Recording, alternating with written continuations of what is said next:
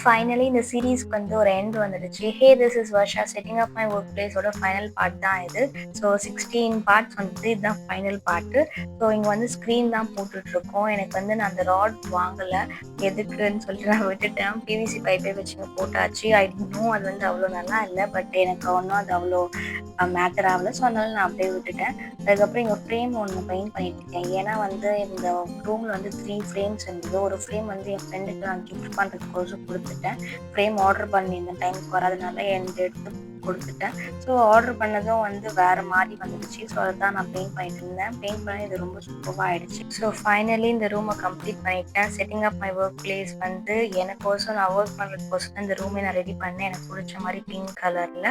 So என்னோட one of my dream ரூம்னே வச்சுக்கோங்க. So இதுதான் மார்னிங் வியூ, இப்படி தான் இருக்குது. பிஃபோர் ஆஃப்டர் வீடியோ வந்து நான் நாளைக்கு போஸ்ட் பண்ணுறேன்.